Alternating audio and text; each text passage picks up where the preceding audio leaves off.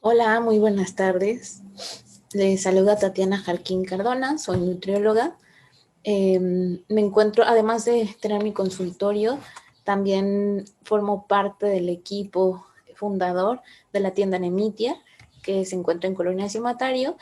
Y el día de hoy estoy aquí muy contenta de participar con Amarantali y agradeciéndoles la oportunidad de trabajar en conjunto, ¿no? Que lo hemos hecho ya como tienda y como productores ellos desde hace alrededor de 2 años, 2 años y medio más o menos.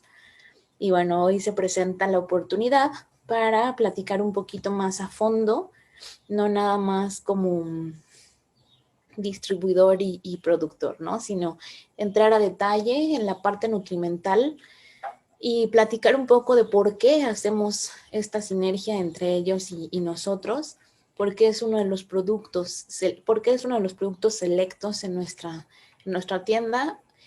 Sus productos son algunos de los que más rotación tienen, entonces eso vamos a estar platicando y pues bueno, nuevamente agradecer la invitación y lo que yo propuse para esta ocasión fue básicamente hablar de microbiota intestinal y relacionarlo un poco con el contenido nutrimental de algunos de sus productos. Porque bueno, sé que ahorita están contando con la participación de diferentes profesionistas en el área. Entonces, pues bueno, ahí fue donde yo un poquito creo que es importante aclarar por qué beneficia en este sentido, ¿no? Entonces, bueno, el día de hoy vamos a estar hablando de microbiota intestinal y salud y relacionándolo con algunos productos alimenticios y pues bueno, vamos a entrar en el tema, ¿de acuerdo? Entonces, déjenme compartirles esta. Ay, permítanme, acá estamos. Entonces, el tema, como ya dijimos, es microbiota intestinal y salud. Y por un lado tenemos que bueno, no podemos negar que nos encontramos en el país con mayor número de sobrepeso y obesidad en niños y bueno, en adultos nos encontramos en el segundo sitio a nivel mundial. Y yo sé que es algo sumamente repetitivo y hasta parece que invitamos a un nutriólogo y a fuerzas casi, casi que lo tenemos que decir, pero es que de ahí parte, ¿no? Entonces, si tenemos esta problemática tan frecuente, tan fuerte, tan importante, que atenta contra la salud de todos nosotros, niños y adultos, y cada vez en mayor proporción, es un foco rojo que tiene que seguir siendo señalado. Y pues la verdad es que es un punto que sí tiene muchísimo que ver con las elecciones diarias que hacemos nosotros, ¿no? Nosotros como mexicanos. Si bien nuestra alimentación, la propia alimentación del mexicano o la más esencial, es buena, ¿no? La parte de maíz, verduras, frijoles, la parte de la esencia es buena. Sabemos que hay otros productos alimenticios e industrializados que se han permeado de una manera importante en cada una de las generaciones a partir de 1960, 1950, de ahí para acá. Entonces, esto es lo que ha generado pues esta problemática, ¿no? Entonces, pues aquí básicamente señalo los datos de 2018 de la Encuesta Nacional de Salud y Nutrición, donde vemos que en el 2012, se compara con el 2018, el 73% de las mujeres padecían sobrepeso u obesidad, y para 2018 ya era casi un 77% de las mujeres con esta problemática, y en hombres subió de 69.4 a 73, es decir, 7 de cada 10, ¿no? Y en mujeres 8 de cada 10 prácticamente padecen sobrepeso u obesidad. Al igual que diabetes, que es una enfermedad que en el 90% de las veces, la diabetes tipo 2 se le atribuye al sobrepeso y a la obesidad. Entonces, en este caso, en general, vemos también una tendencia a la alza, que en el 2012 se presentaba 9.2% de la población mexicana padecía diabetes tipo 2 y en el 2018 ya estamos hablando de el 10.3%, siendo lo mismo esa misma alza en en mujeres y en hombres. Ajá. Entonces estamos viendo que esta enfermedad relacionada con sobrepeso u obesidad y con elecciones alimentarias, pues también está teniendo un impacto cada vez más importante, y eso obviamente tiene sus secuelas en nuestro sistema de salud, ¿no? Y en nuestro bienestar y en nuestra productividad. Y pues bueno, entonces por eso es tan importante que nosotros como mexicanos volteemos a ver eso. Y me gustaría también mostrarles que, por ejemplo, en el 2017, las causas de muerte tuvieron que ver en hombres, por ejemplo, la principal fue enfermedades del corazón, igual que en mujeres. La segunda fue de diabetes en ambos y de tumores malignos. Cualquiera de estos tiene una cierta relación con, en mayor o en menor medida, con las elecciones alimentarias. No digo que es el único factor, pero sí muchos de ellos, y sobre todo la diabetes mellitus, la tipo 2 ya platicamos, que se asocia íntimamente con las elecciones alimentarias que llevan a sobrepeso u obesidad. Ajá.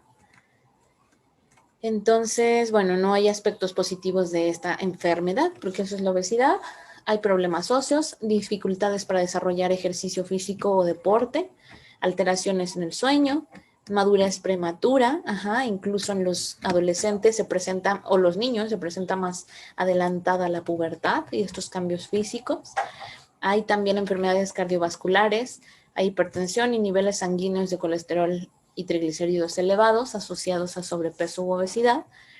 Cansancio, depresión, decaimiento también se encuentran asociados íntimamente a la obesidad. Autoestima baja, aislamiento social, discriminación por parte de otros, enfermedades o trastornos de alimentación como bulimia, anorexia y bueno, y la diabetes, ¿no? Como ya habíamos mencionado. Las causas de sobrepeso u obesidad, una de las más frecuentes y a la que nos vamos a referir el día de hoy es esta, ¿no? Que es el exceso de energía y nutrimentos provenientes de alimentos y no gastar ese exceso de energía, ¿no? Entonces, una cosa es pues lo que estamos ingresando y otra muy diferente es lo que estamos logrando utilizar durante nuestro día. Y pues bueno, ¿no? Entonces esa diferencia entre ambos es lo que va creando algunas reservas de grasita en nuestro organismo que van estableciéndose y van incrementando la adiposidad de nuestro organismo y con ello muchas veces incrementando peso, ¿no? Y llegando al sobrepeso u obesidad. Entonces, dentro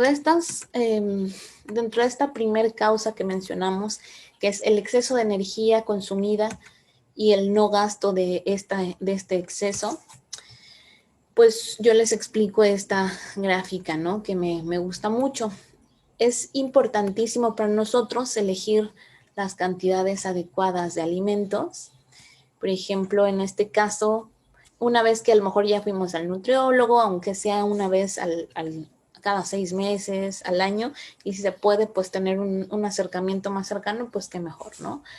Pero una vez que él nos explica, bueno, mira, para tu estatura, tu género, tu actividad física, para tu peso, para el objetivo que tienes, etcétera, te corresponden 2 huevitos, que le agregues tantas cucharadas de aceite, que los frijolitos con frecuencia no sean siempre refritos, sino que sean cociditos, ¿no?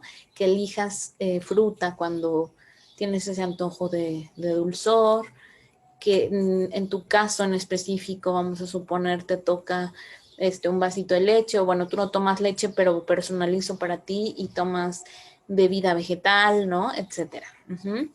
Y te tocan, vamos a suponer, 2 tortillitas. Entonces, una vez que se hace eso, podemos relacionar con los hábitos anteriores que teníamos y ver que a veces no contabilizamos o no damos importancia a esos, a las porciones, ¿no?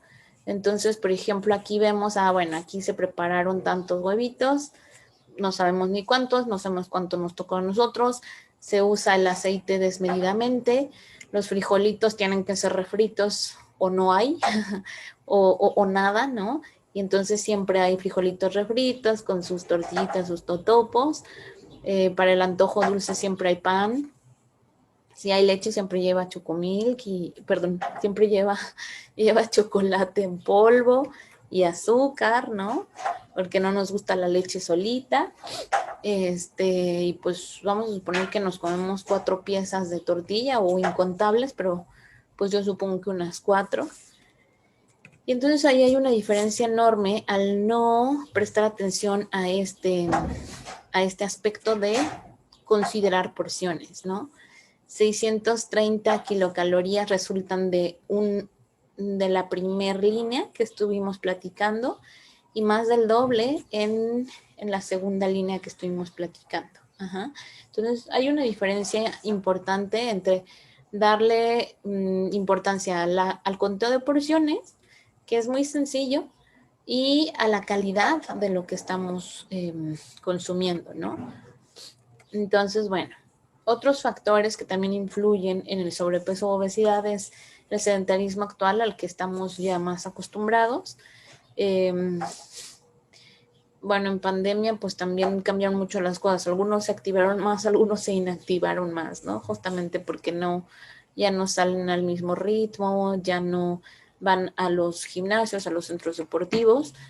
Para algunas otras personas se nos hizo más fácil entonces, sí, reaccionar y hacer ejercicio, ¿no? En casa. Depende, hay historias de todo tipo. La verdad es que es esa. Bueno, el estrés psicológico también es otro punto que afecta. ¿Por qué?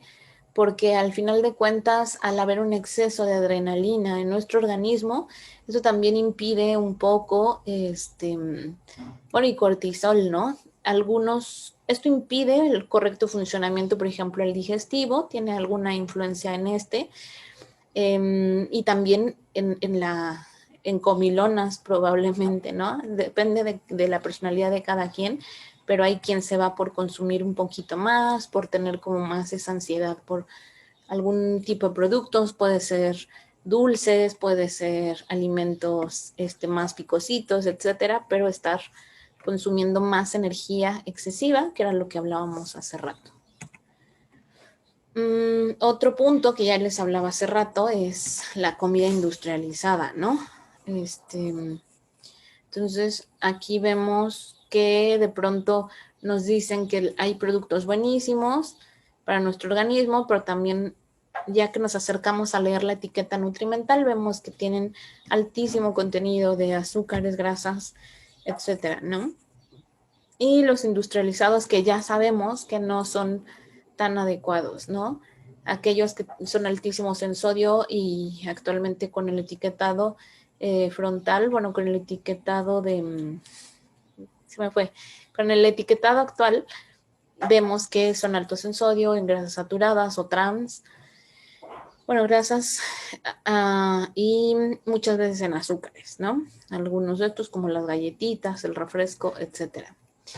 Entonces, en vez de eso, debemos de dar prioridad a los productos a los que en lugar de quitarles envolturas, pues les quitamos cáscaras o simplemente los consumimos como botanitas, ¿no? El mal descanso, que también tiene que ver con no producir suficiente leptina, que es la hormona que nos va diciendo durante el día hasta dónde estamos ya saciados. Por otro lado, también mal descanso, mal sueño, un sueño muy corto o de mala calidad también se asocia a problemas digestivos porque no hay una producción hormonal adecuada para proseguir con con las actividades intestinales de la manera más adecuada. Y bueno, ayunos largos, y no me refiero al ayuno intermitente, me refiero a ayunos largos y cuando comemos lo que encontramos, sin ninguna precaución, sin ninguna medida. A esos ayunos me refiero. También, pues obviamente que nos van a causar un efecto si la siguiente comida que consumimos tiene calorías muy altas, desequilibradas y de mala calidad. Entonces, bueno, Y sí íbamos a hablar de microbiota intestinal, ¿por qué les hablé de todo esto? Porque quiero enfocar la microbiota intestinal a ese sentido, al sobrepeso y a la obesidad. Y pues bueno, empiezo por decirles qué es la microbiota intestinal. Es el conjunto de microorganismos establecidos en el humano que tienen una relación simbiótica con el cuerpo y cumplen funciones para la salud. ¿A qué me refiero con esto? La microbiota comprende todos aquellos microorganismos vivos, como bacterias, arqueas, eucarias, etcétera, incluso virus, que habitan en el organismo y proporcionan metabolitos, nutrimentos, estímulos inmunes y fomentan la salud intestinal y orgánica. ¿Qué quiere decir esto? Pues son todas esas bacterias, virus, eucarias, esos microorganismos que tienen efectos que a nosotros, a nuestro organismo le ayudan. No somos nosotros nada más, somos más bacteria que humanos, ¿sale? Tenemos más cantidad de bacterias en nuestro organismo que células en nuestro cuerpo. Entonces, por eso es que les digo que somos más bacteria o más microorganismo que humano. Entonces, todos ellos nos proporcionan, o muchos de ellos nos proporcionan productos que van a beneficiar nuestro metabolismo, nuestro funcionamiento interno en diferentes niveles, nervioso, digestivo, inmunológico, etcétera, ¿no? Entonces, bueno, ¿dónde se encuentra la microbiota? Se puede encontrar en la boca, que es muy diferente a la del tracto digestivo, que es muy diferente a la que se encuentra en las uñas, que es muy diferente que la que se encuentra en la piel. Entonces, la microbiota puede haber en diferentes áreas y tiene diferentes características. En este momento nos vamos a referir a la del tracto digestivo. Bueno, la proporción de células humanas y células bacterianas son comparables, era lo que les decía. Prácticamente tenemos, de hecho, les digo un poquito más de microorganismos que células humanas. Entonces, las alteraciones en dicha comunidad de microorganismos se ha visto asociada a trastornos gastrointestinales, como hígado graso, enfermedad celíaca, síndrome de intestino irritable, infecciones virales como la influenza, enfermedades metabólicas como diabetes, síndrome metabólico, así como otras alteraciones a la salud. Entonces, todo esto tiene que ver con qué tan bien o qué tan mal estamos tratando a nuestra microbiota intestinal. Me refiero a que... no puedo. Bueno, a que cuando nosotros tenemos alterada esa relación de bacterias buenas y bacterias no tan buenas, entonces hay efectos en nuestro organismo. Yo siempre les digo a mis pacientes, una de las principales cosas es esta, ¿no? Fíjate en cómo evacúas. A lo mejor muchos nutriólogos lo hacen, ¿no? Supongo que todos. Pero sí, yo hago un énfasis especial. Ese es uno de los aspectos en los que más nos tenemos que fijar, a la par de, sí, cómo voy viendo mi brazo, que es uno de mis objetivos, ¿no? Quiero reducir la grasita o quiero aumentar el músculo, o a la par de ir viendo tus objetivos físicos, este es otro. En la mayoría de los objetivos, ya sea subir de peso, ya sea bajar, ya sea modificar tu alimentación por embarazo, por alguna situación fisiológica de enfermedad, es importante ver nuestra calidad digestiva. Es el principal indicador de una microbiota saludable y esa tiene un impacto en todo nuestro organismo. Es decir, hay que estar viendo esto para valorar que la relación entre bacterias buenas y malas sea la adecuada. ¿Cómo puedo saber si tengo una buena calidad intestinal? Analizando la frecuencia en la que vas al baño, la consistencia de las heces, si hay alimentos que al consumirlos te inflaman o si presentas colitis, gastritis, etc. Pero esta comparación, este análisis, para nada puede ser compararte con otra persona, porque tiene otra rutina, otro cuerpo, otra microbiota intestinal, otros hábitos alimenticios, aunque viva contigo, aunque sea tu hermana gemela, hermano gemelo, y coman prácticamente lo mismo, obviamente que hay diferencias muy grandes, ¿no? Toma más agua que tú, toma menos agua que tú, hace más actividad física que tú, hace menos, etcétera. Entonces, la comparación siempre va a ser contigo. Oye, pero tal persona hace 3 veces al día y yo nada más una. Compárate contigo, ¿no? Si tú incrementas, o a lo mejor vas una, pero contigo relaciona, bueno, ya voy, y sigo yendo una vez, pero en mayor proporción, veo que evacúo, ¿no? O ya es más fácil. Yo pensé que evacuaba bien, pero ahora me doy cuenta que es aún mejor, ¿no? Entonces, bueno, a eso me refiero. ¿Qué aspectos influyen en la salud intestinal? Obviamente la alimentación, tanto la cantidad como la calidad. La salud emocional, como el estrés, ansiedad, depresión, etcétera. La actividad física, la genética y medicamentos como antiácidos, antibióticos, laxantes, etcétera, tienen un impacto directo en nuestra microbiota intestinal. Entonces, en estos indicadores, que bueno, es la escala de S de Bristol, ya tiene tiempo esta gráfica, pero me sigue gustando porque pues, nos va diciendo, es una forma fácil de comunicarte en mi caso, con los pacientes, para que vayamos analizando nuestras heces a cuál se parecen. Ajá.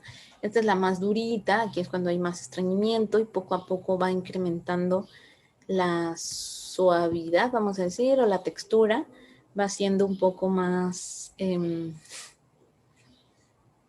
más suave, vaya. Y también acá ya es cuando tenemos, cuando es totalmente líquida, es decir, cuando tenemos, diarrea, cuando tenemos alguna infección, ¿no? Entonces, poco a poco podemos ir identificando y compararte a ti contigo mismo o misma.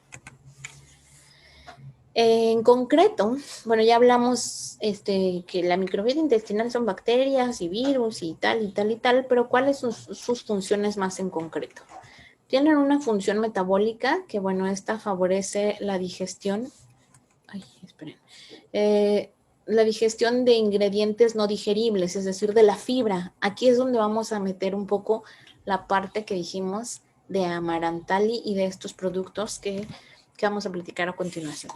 Entonces, favorecen la digestión de ingredientes que nuestro organismo no puede digerir por sí solo. Es la fibra. Entonces, ellas facilitan, y entre más adecuada sea la relación entre bacterias buenas y malas, más fácil va a ser que este procedimiento se dé y no haya tanta flatulencia, tanto malestar gastrointestinal, etc. Hay una función de barrera, es decir, hay producción de compuestos antimicrobianos que evitan la colonización del microorganismo patógeno. Entonces, ellas producen estos agentes antimicrobianos, y nos defienden. Entonces, por eso es más importante darle buena vida a las bacterias y microorganismos buenos. Tienen una función de defensa. Desarrollan no solo a nivel digestivo, que ya fue la de función de barrera, sino que desarrolla que el sistema inmune intestinal y también en general pueda, bueno, en el intestino haya una producción de moco protector, entonces también funciona como barrera, pero también en el organismo total se ha visto una relación directa entre la microbiota intestinal de buena calidad, de buena calidad, y una modulación del sistema inmunológico. Entonces, por eso es que es importante seguir alimentando de manera adecuada a los microbios o a los microorganismos buenos, para que todo nuestro organismo pueda defenderse desde una gripe, una influenza, incluso cómo vamos a reaccionar a virus un poco más fuertes, hablando, por ejemplo, del SARS-CoV-2. No digo que no nos vayamos a enfermar, pero es una diferencia importante si nuestro sistema inmune está modulado a que no lo esté. Y bueno, hay una función de mantenimiento, que es la maduración del tubo digestivo, promotor de la mucosa intestinal y la actividad enzimática. Entonces también le da beneficios a nuestro sistema digestivo, que al final sabemos que es nuestro segundo cerebro, y de ahí es de donde se van a absorber todos los nutrimentos que van a correr al torrente sanguíneo. Entonces, si nosotros mantenemos ese tubo digestivo de una manera adecuada, que es la función que estamos hablando, Entonces también vamos a estar bien nutridos, no nada más nos va a defender, no nada más, ¿no? Vamos a producir metabolitas, sino también vamos a absorber de manera eficiente los nutrimentos de toda la alimentación que nosotros estamos consumiendo. También se ha visto que dependiendo de cómo nos alimentemos, hay una tendencia mayor o menor a una adiposidad aumentada.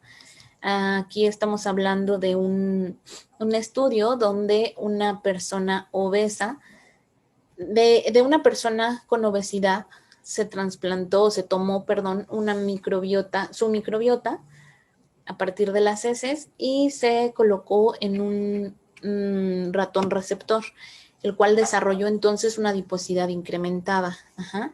Pero una persona con que no contaba con obesidad, sino que tenía una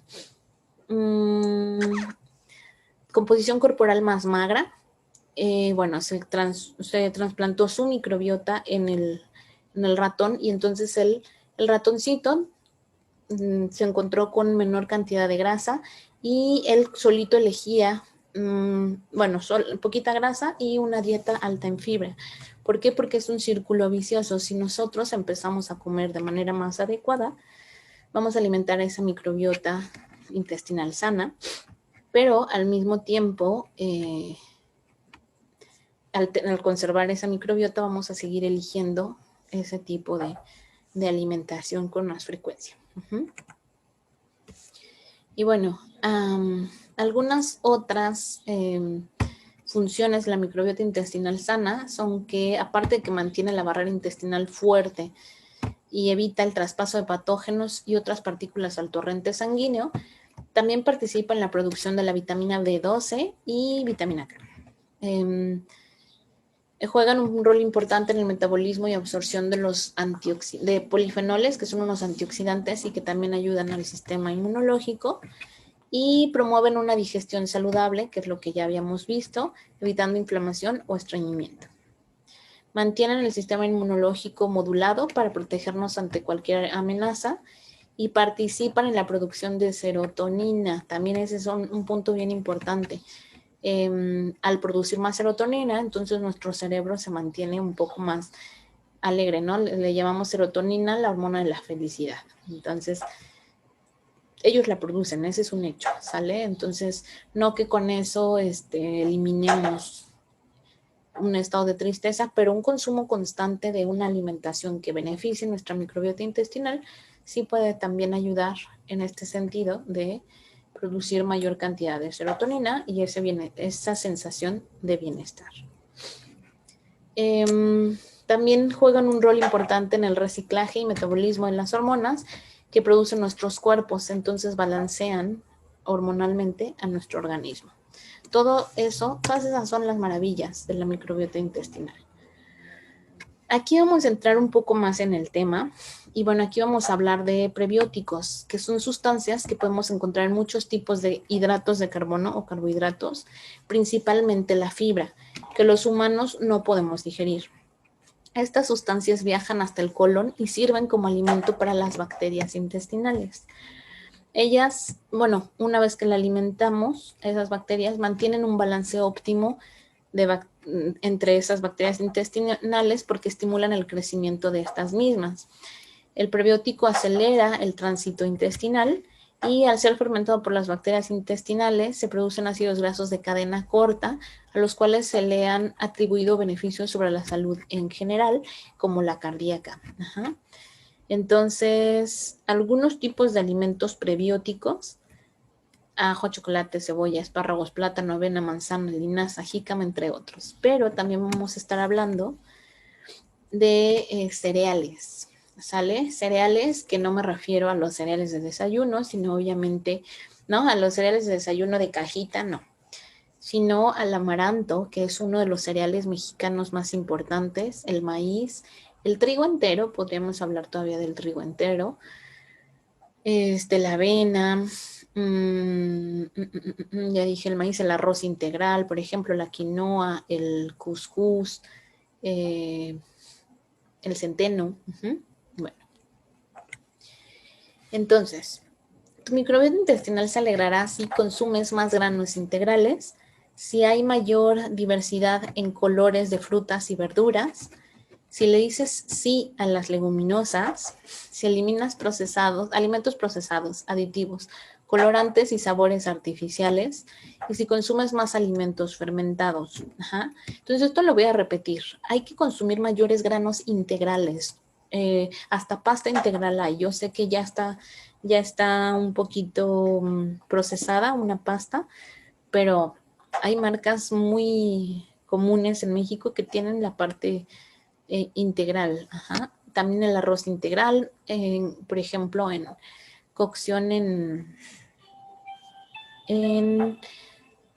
en cocción en la olla express también funciona de una manera muy adecuada y sale un arroz muy agradable. Les digo, el trigo completo, se puede hacer, bueno, también la quinoa, por ejemplo, la papa también se puede utilizar, pero yo les recomiendo ocasionalmente utilizarlo con la cascarita, ajá. Y bueno, también les hablaba de que cuando hay una mayor diversidad en colores de frutas y verduras, vamos a estar atacando diferentes tipos de fibra y diferentes propiedades que tienen cada una de esas fibras. Leguminosas, frijoles, lentejas, habas, garbanzos, todas ellas tienen una muy buena cantidad de fibra. Y bueno, evitando procesados, alimentos refinados como panecitos, etcétera, aditivos, colorantes y sabores artificiales que muchas veces tienen una intervención en contra de las bacterias en general en nuestro organismo, en nuestro intestino, y si consumimos más alimentos fermentados, que también ahorita platicamos de ello. Entonces, una de las invitaciones es disfrutar, alimentarte, aventurarte a nuevos sabores y combinaciones, confiar en el poder que que le da la nutrición a tu cuerpo, ¿no? Entonces, pues sí, consumir nuestra proteína, ya sea que seamos veganos, vegetarianos, etcétera, o no. Y fíjense bien, aquí está, por ejemplo, arroz con algunos frijolitos y una buena porción de verduras. De igual manera, aquí es como quinoa con 2 porciones diferentes de verduras.